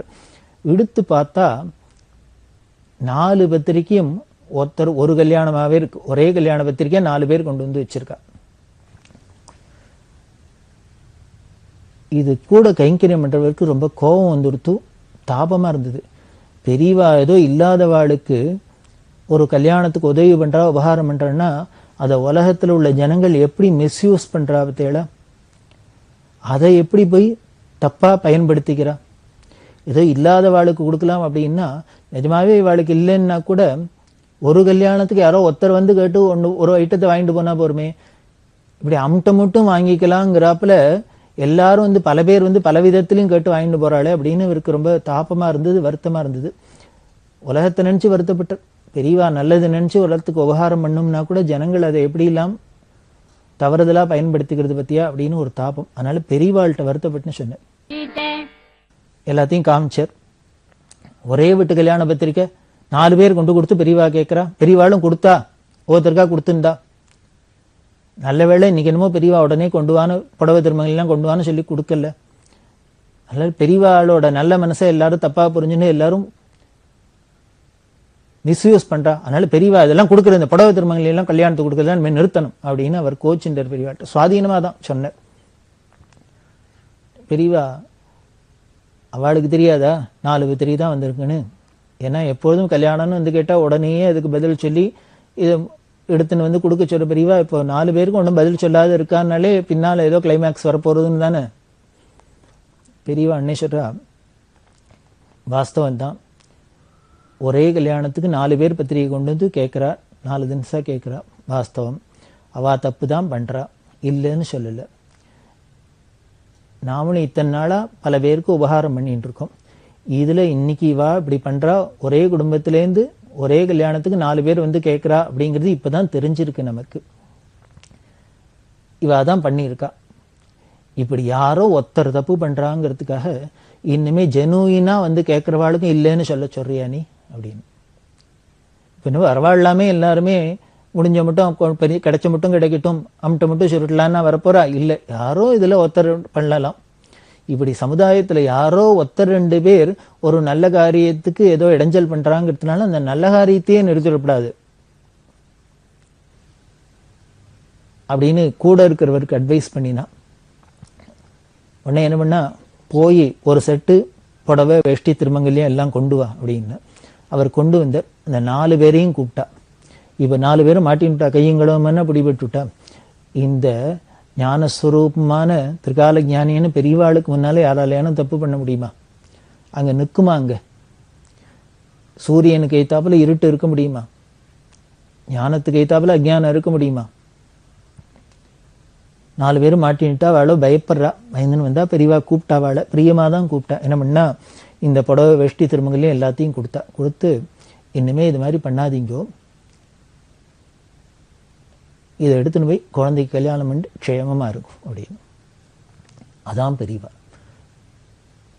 நாம இருந்தா பண்ணுவோமா? நம்மள ஒருத்தர் ஏமாத்துறான்னு தெரிஞ்சாக்க அவள்கிட்ட நாம ஏமாறுவோமோ, அவளுக்கு உதவி பண்ணுவோமோ? ஆனா பெரியவா என்ன பண்றான்னு, அவ நம்மள்கிட்ட வந்து தவறுதலா நடந்துனான்னு தெரிஞ்சா கூட அந்த தவறை மன்னிச்சு உடனேயே அவளுக்கும் அனுகிரகம் பண்ணி அவளுக்கும் கொடுத்துதான் அனுகிரகம் பண்றா. நீங்க 4 பேர் வந்து கேட்டுட்டு அதனால நீங்க தப்பு பண்ணிட்டு அதனால உங்களுக்கு தர முடியாது அப்படின்னு சொல்லல. கொடுத்துட்டு இனிமே இந்த தப்பு பண்ணாதீங்க அப்படின்னு. அப்புறம் பெரியவா சொல்றா, இல்லாத கொடுமை இப்படி எல்லாம் பண்ண தோன்றது, என்ன பண்றது? அவ வரதட்சணை ஒழிக்கணும், வரதட்சணை ஒழிக்கணுங்கிறது, கல்யாணத்தை எளிமையா பண்ணணுங்கிறது எவ்வளவு முக்கியமான விஷயம் அப்படிங்கிறது இந்த நிகழ்ச்சி மூலமெல்லாம் பார்த்துக்கணுமே, பார்த்து தெரிஞ்சுக்கலாமே. அவளுக்கு ஏன் 4 பேர் வந்து ஏதாவது குடிஞ்ச மட்டும் வேணும்னு தோணித்து அப்படின்னாரு. கல்யாணத்துல என்னென்ன சீர் சனத்தி எல்லாம் கேட்டாலோ அதுக்கு எத்தனை இடத்துக்கு போறது? அதனால போற இடங்கள்லாம் என்ன கிடைச்ச மட்டும் வாங்கிக்கலாம்னு தானே பார்க்கறதா தோன்றாப்புல இருக்கு. அதனாலதான் எளிமையா இருக்கணும்னு சொன்னாது, வைதீகமா இருக்கணும்னு சொன்ன. அப்படி வந்து கேட்டவாளுக்கு அவ தப்பு பண்ணினாங்கிறதுனால அதை தர்மத்தை நிறுத்தக்கூடாது, நாம பண்றது பண்ணிட்டு தான் இருக்கணும் அப்படின்னு பண்ற. அது மாதிரி பல இடங்கள்ல பார்த்துருக்கோம். பல பேர் வந்து கல்யாணம் ஆகணும்னா எப்படி பவுன் வேணும், அது வேணும், இது வேணும் அப்படின்னா. ஒரு வைதிகர் வந்து பெரியவாள்கிட்ட அழுதர், பொண்ணுக்கு கல்யாணம் நிச்சயமாயிடுத்து, முன்னாலேயே வந்து பத்திரிகையெல்லாம் வச்சு அனுகிரகம் பண்ணி எல்லாம் பண்ணிட்டு போயாச்சு, பெரியவாளும் உபகாரம் பண்ணிவிட்டா. அப்புறம் திருப்பி கல்யாணத்துக்கு கிட்டக்க இருக்கிறதே வந்து அழுதர், கல்யாணமே நின்று போயிடும் போல இருக்கு, பெரியவா அனுகிரகம் பண்ணணும் அப்படின்னு. ஏன் என்ன இப்போ திடீர்னு வந்து சொல்றீ அப்படின்னு. இல்லை, இப்போ பிள்ளையாத்துல சொல்றா வைரத்தோடு போட்டாதான் கல்யாணம்ங்கிறா. நான் வைதிகன், நான் தர்பகிட்ட தூக்கின்னு விடு விடா போயின்னு நான் எங்க போவேன் வைரத்துக்கும் வைடூரியத்துக்கும்? என்னால இப்படி வைரத்தோடு போட முடியும்? அப்படி இல்லைன்னா கல்யாணம் நின்று போயிடுங்கிறா. கல்யாணம் நின்று போச்சா எனக்கு ஊர் உலகத்துல அவமானமா இருக்கும், அதுக்கப்புறம் அந்த குழந்தைய யாரான்னு கல்யாணம் பண்ணிப்பாளா? இது பெரிய விபரீதமா போயிடும், பெரியவாதான் காப்பாற்றணும் அப்படின்னு அழுத. இப்ப என்ன பண்ண முடியும்? பெரியவா அதையும் சொல்லியிருக்கா, வைரத்தோடு வேண்டான், பட்டுப்புடவை வேண்டான் அப்படி இல்லாம சொல்றா. இந்த பட்டு வேண்டாம் அப்படிங்கிறதுக்கு பல விதமான வியாக்கியானம் சொல்றா பெரியவா. நாம ஏதோ ஆடம்பரமா ட்ரெஸ் பண்ணிட்டு வெளியில பாக்குறதுக்கு அழகா இருக்கணும், பகட்டா இருக்கணும் அப்படிங்கிறதுக்காக லட்சக்கணக்கான பட்டுப்பூச்சிகளை கொல்றோம். அத்தனை ஜீவஹிம்சை பண்ணி நாம ஒரு ஆடம்பரம் பண்ணிக்கிறோம். இது தேவையா? இது மனுஷத்தன்மையா அப்படின்னு கேட்கிறா. ஒரு பக்தர், பெரியவா பக்தர், அவர் ரொம்ப சுவாதீனமா பெரியவாள்கிட்ட பக்தி பண்ணக்கூடியவர். அவர் ரொம்ப விளையாட்டா சொல்லுவார், பெரியவா பட்டு அப்படின்னாலே காஞ்சிபுரம் அப்படிங்கிறது ரொம்ப பிரசித்தம். பட்டுப்புடவைக்கு பெயர் போனது காஞ்சிபுரம், காஞ்சி பட்டு உடுத்தி அப்படிங்கிறோம். ஆனா அப்படி பட்டுப்புடவைக்கே ராஜதானியா இருக்கிற காஞ்சிபுரத்துல இருக்கிற காஞ்சி காமகோடி பீடாதிபதி பெரியவா என்ன பண்ணார், பட்டுப்புடவை வேண்டாம், பட்டுப்புடவை வேண்டாம்னு பிரச்சாரம். எங்க பட்டுக்கு ஆஸ்தானமா இருக்கோ அந்த இடத்துல இருந்தே பட்டு வேண்டாம், பட்டு வேண்டாம்னு சொல்றாப்புலையும் இருக்கு பெரியவா. அதுதான் ஆச்சரியமா இருக்கும். அப்படி அவர் பிரயாசமா சொல்லுவார். அது மாதிரி இவ பட்டு வேண்டாம் அப்படின்லாம் சொல்றா, வைரம் வேண்டாம் அப்படின்னு சொல்றா. ஏதோ காதுல அந்த காலத்துலாம் பார்த்தீங்கன்னா காதுல சுமங்கலிகள்லாம் காது வெறுங்காதா இருக்கக்கூடாது அப்படின்னு சொல்லியிருக்கு சாஸ்திரம். அதாவது காதுல, மூக்குல, கழுத்துல, கையில, காலில் இந்த இடங்கள்ல எல்லாம் அவன் ஆபரணத்தோட இருக்கணும், பூர்ணமா இருக்கணும், நிரம்பி இருக்கணும். அப்பதான் தீர்க்க சௌமங்கல்யம், வீட்டுக்கு நாட்டுக்கு எல்லா இடத்துலயும் சுபீக்ஷம் இருக்கும், ஐஸ்வர்யம் இருக்கும், லட்சுமி கடாட்சம் இருக்கும். அப்படிங்கிறதுனால இந்த இடம்லாம் மூலியா இருக்கக்கூடாதுன்னு சாஸ்திரம் சொல்றது. அதுக்காக இங்கெல்லாம் ஆபரணம் போட்டுக்கணும்னு சொல்லியிருக்கு. அந்த காதுல ஓலை அப்படின்னு சொல்லணும், பனை ஓலையை சுருட்டி போட்டு பாடலாம். அம்பாளே காதுல ஓலை ஓலைன்னு போட்டுருக்கா அப்படின்லாம் சொல்றோம். அதைத்தான் வச்சுன்னு சொல்றா பெரியவா. அப்படி ஓலையெல்லாம் போட்டுக்கிறது தான். ஓலை யார் வேணா எடுத்து போட்டுக்கலாமே, அது எல்லாருக்கும் கிடைக்கக்கூடிய விஷயம் தானே. அப்படி போட்டுருக்கா. அப்படி ஓலையே போட்டிருந்தது காலப்போக்கில் மாறி மாறி அப்புறம் பவுன் தோடா போய் அப்படி போய் இப்படி போய் என்ன எடுத்துனார், அப்புறம் வைரத்தோடு வரைக்கும் வந்தது. அப்படி வைரத்தோடா வந்தா கூட வைர ஓலைன்னு பேர் வச்சுட்டா. அது பழசா இருந்த காதில் போட்டிருந்த ஓலை பேரே வைரத்துக்கும் போட்டுட்டா. வைரத்துல ஓலை கிடைக்குமா என்ன? கிடைக்காது. அது ஓலை தான் இருக்கணும், அந்த இடத்துல வைரம் இருக்கா, அதனால வைர ஓலையெல்லாம் பேர் வச்சுட்டு இருக்கோம். அதனால வைரம் வேண்டாம், ஓலையே இருந்தாலே போரும் அப்படிங்கிற இதுதான் சாஸ்வதம். இந்த வைதிகரோ இந்த அழற கல்யாணம் நின்று போயிடும், வைரத்தோடு வேணும்னு என்ன பண்றது? என்ன பெரியவா என்ன பண்ணா, எய்த்தாப்புல ஒரு பக்தர், அந்த பக்தர் நல்ல ஐஸ்வர்யம் உள்ளவா, அவள்கிட்ட கேட்டா, நீ காதுல வைரத்தோடு தானே போட்டுருக்க? ஆமா அப்படின்னு. இது எவ்வளவு கேரட் தேரும் அப்படின்னு. 1 கேரட் அப்படின்னு. இதையும் பெரியவா கேட்கிறான்னு அந்த வைதிகர் சொன்னார். அவ பிள்ளையாத்துல வைரத்தோடு கேட்கிறாளா, அதுவும் 1 கேரட்ல இருக்கணும்னு. அது பாருங்களேன். இதுல வேடிக்கை என்னன்னு, ரொம்ப இதெல்லாம் ஒரு தப்பு மாதிரியே நமக்கு ஒரு துளி கூட ஒரு குற்ற உணர்ச்சியே இல்லாத ரொம்ப சர்வசகஜமா சாதாரணமா வச்சுட்டு இருக்கோம் இதெல்லாம். அதனாலதான் பெரியவா கேட்டா. அவ அதான் 1 கேரட்ல வேணும்னு கேட்கலாம். அதனால இது எவ்வளவு தேரும் அப்படின்னா 1 கேரட் அப்படின்னு. பெரியவா சொன்னா, அப்போ அந்த தோட கைட்டு எனக்கு கொடுக்குறியா அப்படின்னு.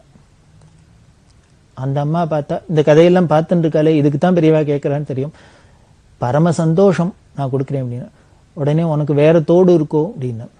நிறைய இருக்கு, இது மாதிரி இன்னொரு தோடு கூட இருக்கு ஆத்துல, எத்தனை தோடு வேணாலும் வாங்கிக்கலாம், நான் கொடுக்குறேன் அப்படின்னு.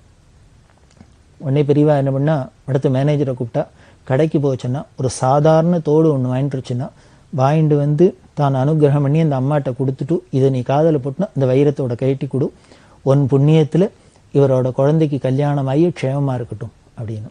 உடனே அந்த வைரத்தோட வாங்கி வச்சுட்டு அவர் கொடுத்தார். அவர் வந்தவர் வைரத்தோடுக்கு என்ன பண்ண போறோமோ எது பண்ணுமோ, அதுவும் 1 கோடு 1 கேரட் வைரத்தோடு அப்படின்னா என்ன பண்ண போறோமோன்னு நினைச்சுட்டா ஒரு நிமிஷத்துல பெரியவா இப்படி வாங்கி அப்படி கொடுத்துட்டா. அவர் பரம சந்தோஷமா வாங்கிட்டு போய் குழந்தைக்கு போட்டு கல்யாணம் பண்ணி க்ஷேமா இருக்கட்டும் அனுப்பிச்சுட்டா. இந்த அம்மாவுக்கும் பரம சந்தோஷம், இப்படி ஒரு உபகாரம் பண்றாப்புல நமக்கு சந்தர்ப்பம் கிடைச்சதே அப்படின்னு.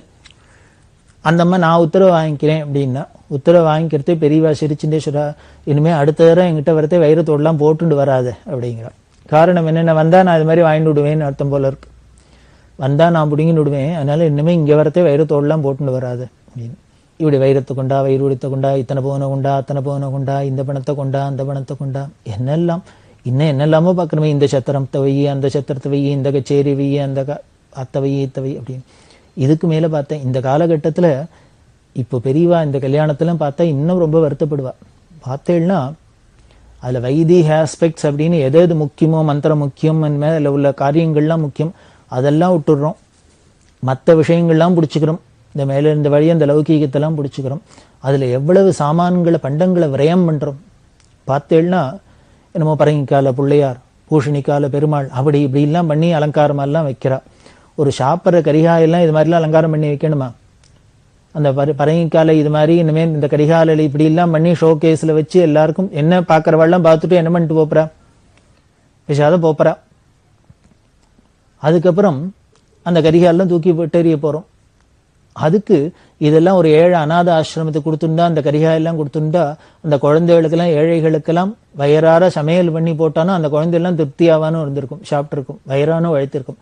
அதுக்கு இல்லாத இது மாதிரிலாம் ஒரு ஆடம்பரம் வேஸ்ட் பண்றோம். இத்தனை ஐட்டம் பண்றது, அத்தனை ஐட்டம் பண்றது, இப்படி வைக்கிறது, அப்படி வைக்கிறது, அத்தனை அலங்காரம் பண்றது, அத்தனை அலங்காரம் பண்றது, எல்லாம் வேஸ்ட். யார் என்னென்ன சாப்பிட்றா அப்படிங்கிறத விட எரியறது தான் ஜாஸ்தியா இருக்கு. நீங்க பார்த்தீங்கன்னா கல்யாண செலவுல உபயோகமா யாருக்கானும் ஒருத்தருக்கு உபயோகமா அதுல ஏதானும் போயிருக்குமா அப்படின்னு பார்த்தா, அப்படி உபயோகமா போனதை விட உபயோகம் இல்லாத வேஸ்ட் ஆனதுதான் முக்காவாசிக்கு மேல இருக்கும். அதெல்லாம் நம்ம அவசியம் தெரிஞ்சுக்கணும். பெரியவாள்கிட்ட பக்தி, பெரியவாள்கிட்ட பக்தி, பெரியவா சரித்திரம் கேட்கிறோம், பெரியவா பெருமை கேட்கிறோம் அப்படின்னா இதெல்லாம் நாம ஒரு நடைமுறைக்கு கொண்டு வரத்துக்கு நம்மளால ஆன கைங்கரியம் பண்ணும். முதல்ல நாம அனுஷ்டானம் பண்ணும். நமக்கு தெரிஞ்சு யாரானும் பண்ணினா கூட அதை தடுக்கணும், சொல்லணும். பெரியவா அனுகிரகம் நமக்கு கிடைக்கணும்னா இதெல்லாம் நாம வேஸ்ட் பண்ணாத இருக்கணும் அப்படின்னு. இப்படி இருந்தோம்னாலே நாமெல்லாம் பொறுப்பா இருந்தாலே நாட்டில் உள்ள பிரச்சனைகள்லாம் போயிடும். பொருளாதார பிரச்சனைகள்லாம் தானே இருக்கிற இடம் தெரியாத ஓடி போயிடும். எல்லாருமே உதாரித்தனமா செலவழிக்கிறதுனால தானே பொருளாதாரத்துல இவ்வளவு சிக்கல்லாம் ஏற்படுறது. இப்படி காலம் வெறிச்சு கிடக்கு. அது இல்லாத இருக்கணும் அப்படிங்கிறதுக்கு தான் பெரியவாளோட உபதேசம். அதுதான் பெரியவா சொன்னா. அப்படி இந்த கல்யாணங்களுக்கெல்லாம் பெரியவா உபகாரமும் பண்ணியிருக்கா. மணிகண்ட சர்மா அப்படின்னு திருவனந்தபுரத்தில் இருக்க அவர் ரிக்வேதி. ரிக்வேதத்தை ரொம்ப ஏழை சாமானியமான குடும்பம் தான். அவர் ரிக்வேதத்தை அத்தியானம் பண்ணினதுக்கு அப்புறம் பெரியவா ஹாஸ்பிட்டலில் போய் ஷடங்கம்ங்கிறத படிக்க சொன்னா. அந்த ஷடங்கம் படிச்ச ஒரே வித்வான் இருந்தார். அவர் காலமாயிட்டா அந்த ஷடங்கம்ங்கிறதே போயிடும். அதாவது வேதம்ங்கிறது உயிர், அதுக்கு அங்கம் 6 அங்கம். அந்த 6 அங்கத்தை தான் ஷடங்கம்ங்கிறோம்.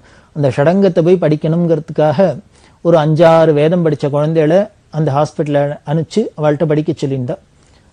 அப்படி படிச்சுன்னுக்கிட்டே இந்த மணிகண்ட சர்மாவோட தங்கைக்கு கல்யாணம் 12 வயசு வந்தது. கல்யாணம் வீட்டில் ஏற்பாடு பண்ணினா.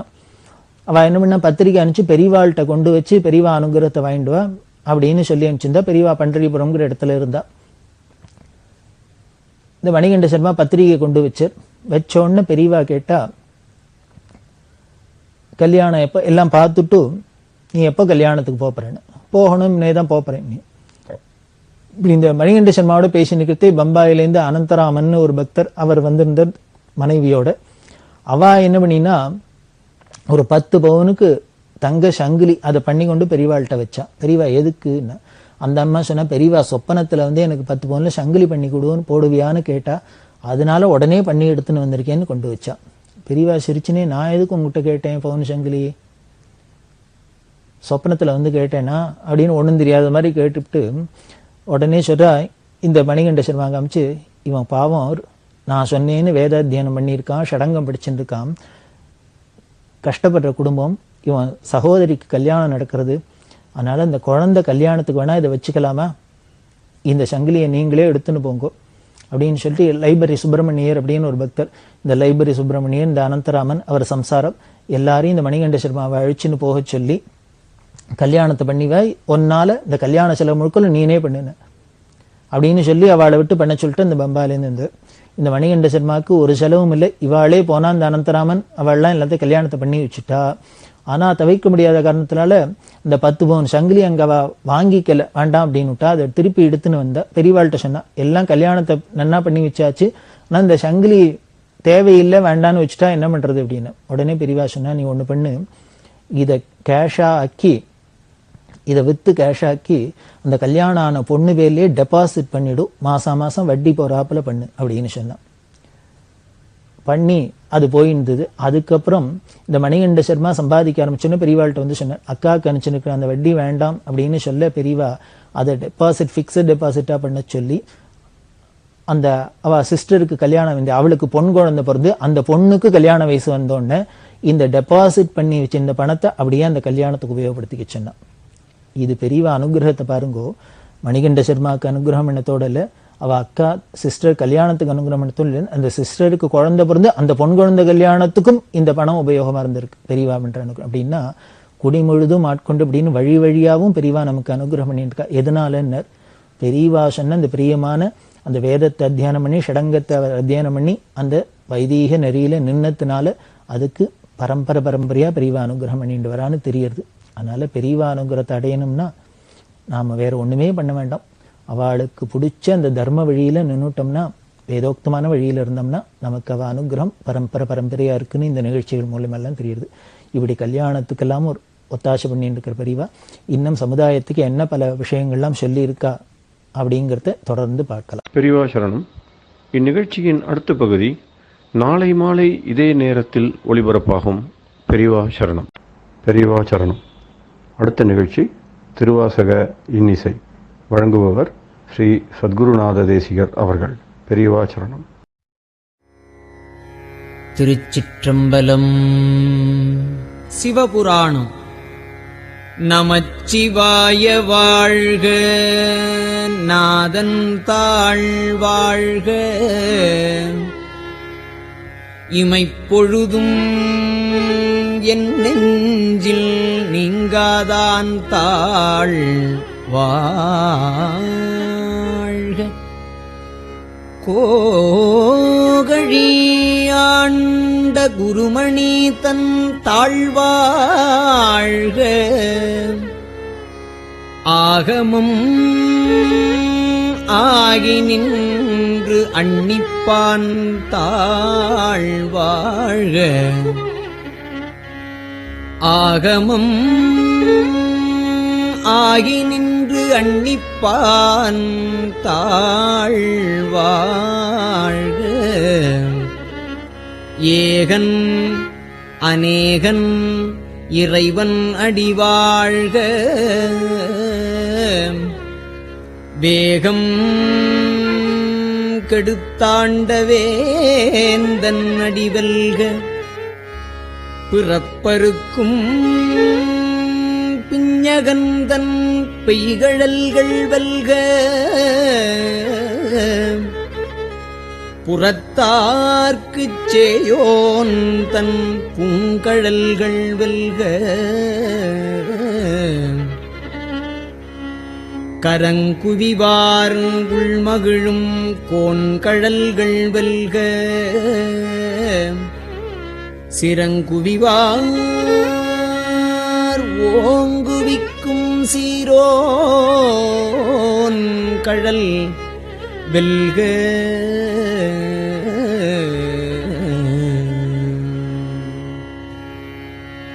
ஈசன் அடி போற்றி, எந்தை அடி போற்றி, தேசன் அடி போற்றி, சிவன் சேவடி போற்றி, நேயத்தே நின்ற நிமலன் அடி போற்றி, மாயப் பிறப்பருக்கும் மன்னன் அடி போற்றி, சீரார் பெரும் துரை நம் தேவன் அடி போற்றி, ஆராத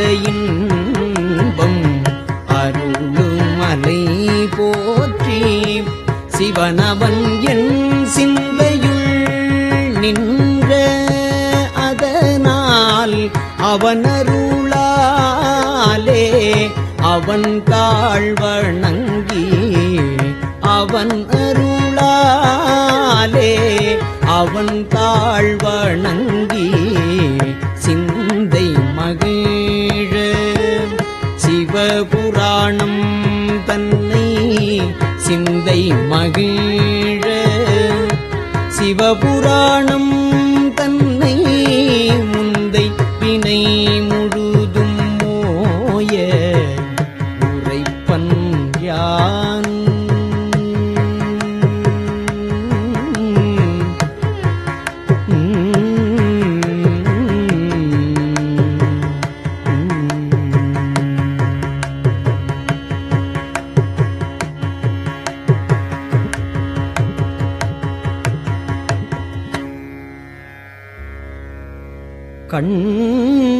கண்ணுதலான் தன் கருணை கண்காட்ட வந்து எய்தி எண்ணுதற்கு எட்டா எழிலார் கடல் இறைஞ்சி விண்ணிறைந்து மண்ணிறைந்து மிக்காய் விளங்கு ஒளியாய் எண்ணிறந்து எல்லை இலாதானே நின் பெரும்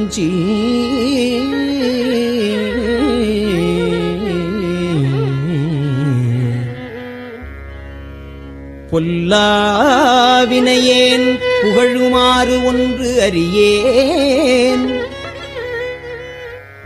புல்லாகி பூடாய் புழுவாய் மரமாகி பல்விருகமாகி பறவையாய் பாம்பாகி கல்லாய் மனிதராய் பேயாய் கணங்களாய் வல் அசுரராகி முனிவராய் தேவராய் செல்லா நின்ற இத்தாவர சங்கமத்துள் எல்லா பிறப்பும் பிறந்து இளைத்தேன் எம்பெருமான்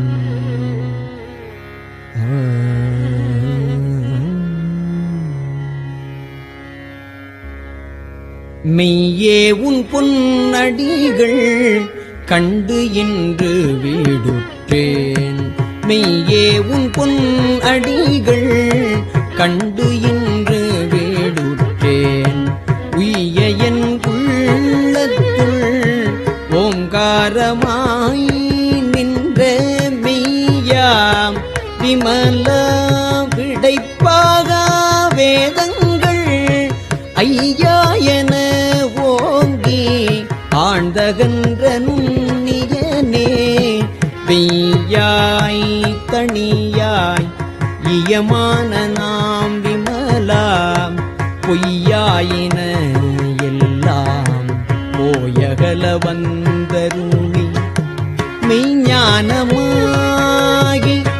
மிளிர்கின்ற மெய்ச்சுடரே மெய்ஞானமாகி மிளிர்கின்ற மெய்ச்சுடரே எஞ்ஞானம் இல்லாதேன் இன்பப் பெருமானே அஞ்ஞானம் தன்னை அகல்விக்கும் நல் அறிவே அஞ்ஞானம் தன்னை அகல்விக்கும் நல் அறிவே ஆக்கம் அளவு இறுதியில்லை அனைத்துலகும் ஆக்குவாய் காப்பாய் அழிப்பாய் அருள் தருவாய் போக்குவாய் என்னை புகுவிப்பாய் நின் தொழும்பில்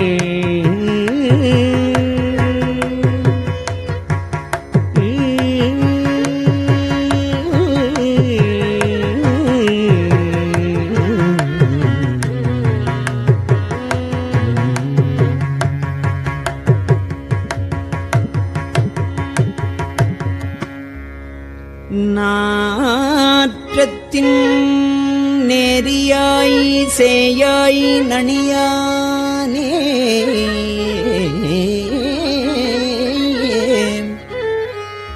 மாற்றம் மனம் கழிய நின்ற மறையோனே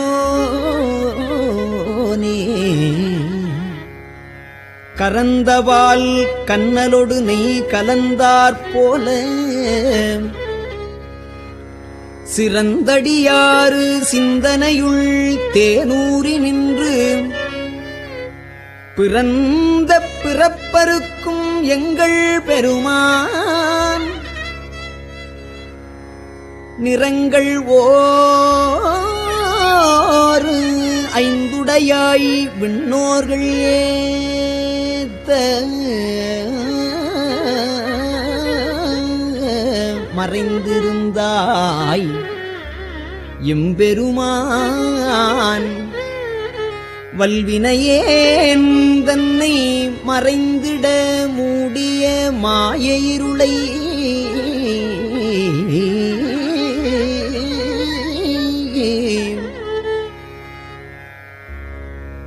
அறம் பாவம் என்னும் அருங்கயிற்றால் கட்டி புறந்தோல் போர்த்து எங்கும் புழுகழுக்கு மூடி மலஞ்சோறும் 9 வாயிற்குடிலை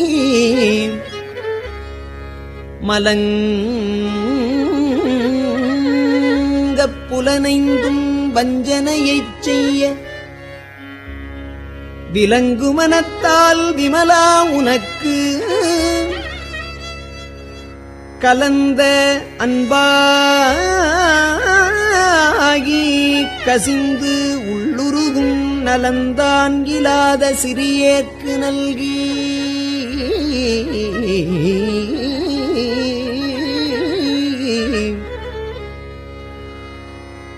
நிலந்தன் மேல் வந்தருளி நீழ்கழல்கள் காட்டி நாயில் கடையாய்க் கிடந்த அடியேற்கு தாயில் சிறந்த தயாவான தத்துவனே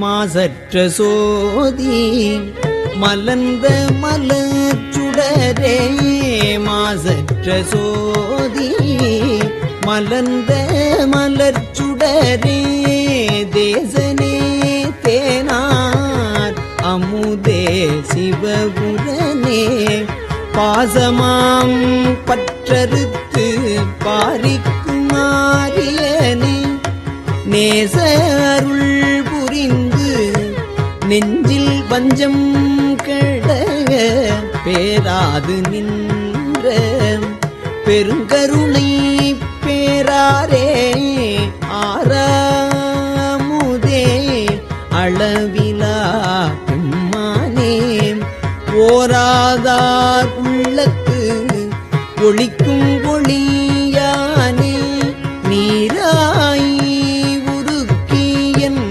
ஆருயிராய் நின்றானே இன்பமும் துன்பமும் இல்லானே உள்ளானே அன்பருக்கு அன்பனே யாவையுமாய் அல்லையுமாம்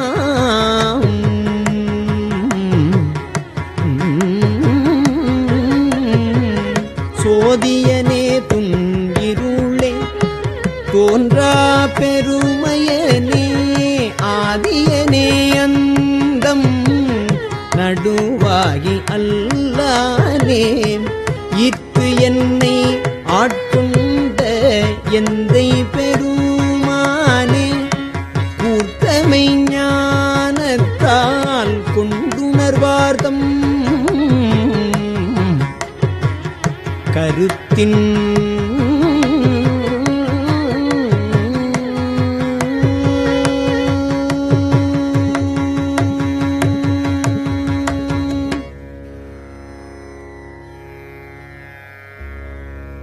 நோக்கரிய நோக்கே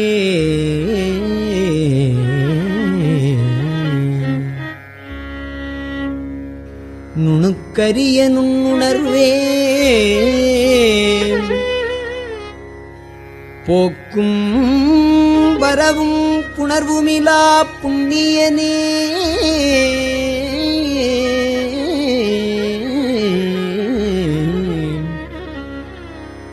காக்கும் எம் காவலனே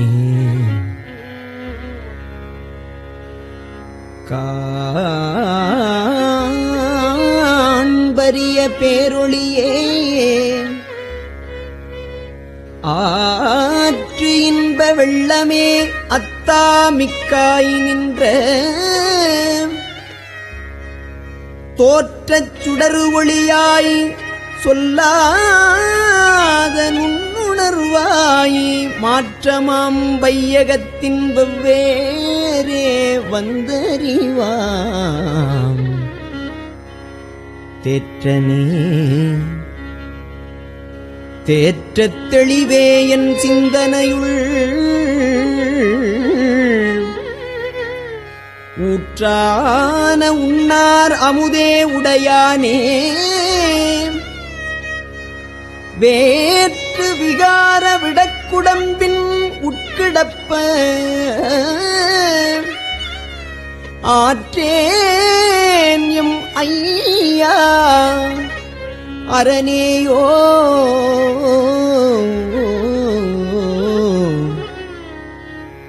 அரணியோ என்று என்று போற்றி புகழ்ந்திருந்து பொய் கட்டு மெய்யானார் மீட்டு இங்கு வந்து வினைப்பிறவி சாராமே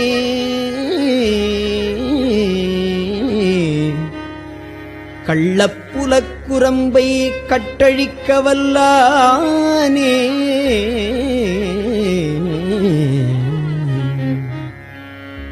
நள்ளிருளில் நட்டம் பயின்றாடும் நாதனே நள்ளிருளில் நட்டம் பயின்றாடும் நாதனே தில்லையுள் கூத்தனே தென்பாண்டி நாட்டானே அல்லல் பிறவி அறுப்பானே ஓ என்று சொல்லற்கு அறியானை சொல்லி திருவடி கீழ் சொல்லிய பாட்டின் பொருள் உணர்ந்து சொல்லுவார் செல்வர் சிவபுரத்தில் உள்ளார் சிவன் அடிக்கு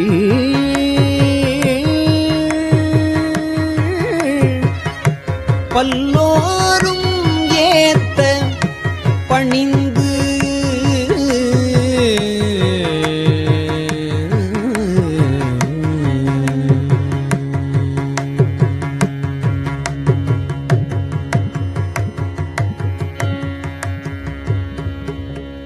திருச்சிற்றம்பலம்.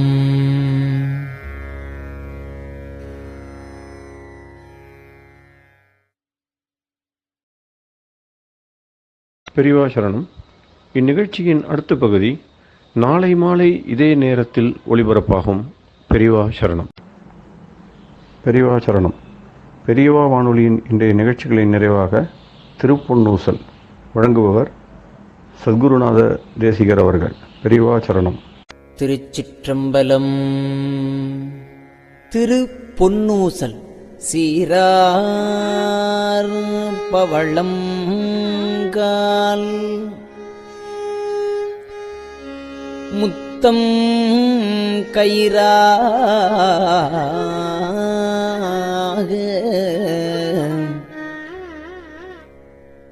ஏறாரும் பொற்பலகை ஏறி இனிதமர்ந்து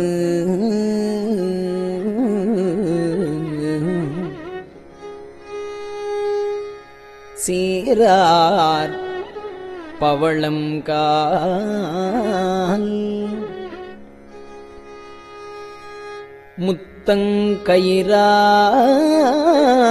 முத்தங்கயிறாக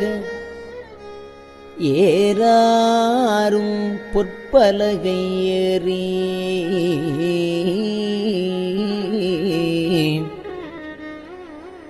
இனிது அமர்ந்து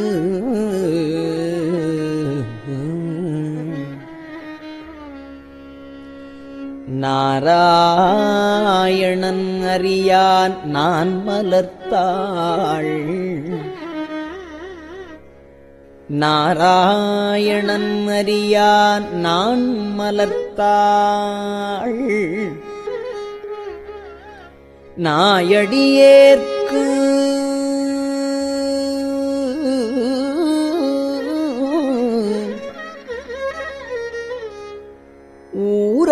ஊராகத் தந்தருளும் உத்தர கோசமங்கை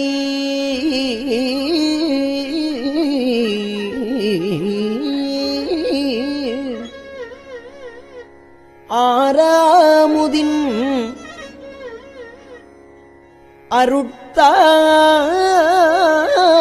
அருட்தாளினை பாடி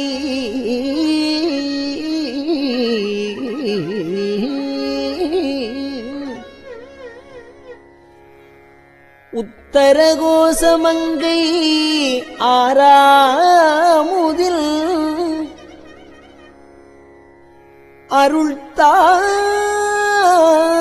அருள்தாளினை பாடி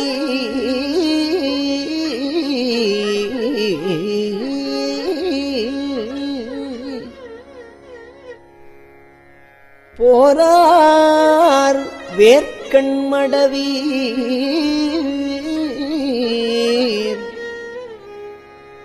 பொன்னூசல்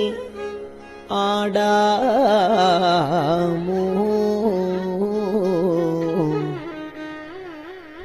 போரார் வேர்க்கண்மடவி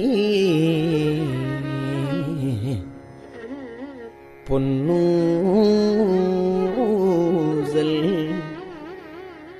ஆடாமோ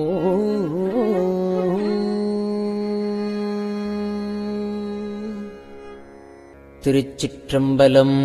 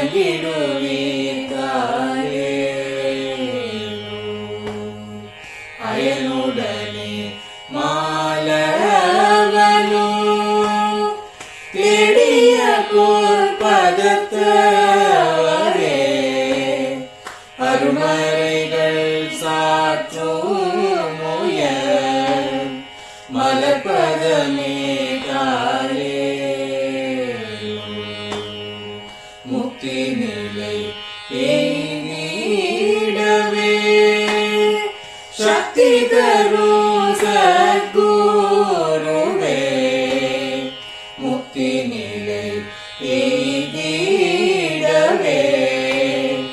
சக்தி தரும் சத்குருவே நித்தமெங்கள் நாவீசையில் நித்திரை கொள்தாரே நித்தமெங்கள் நாவீசையில் நித்திரை கொள்தாளே நித்தமெங்கள் நாவீசையில் நித்திரை கொள்தாளே.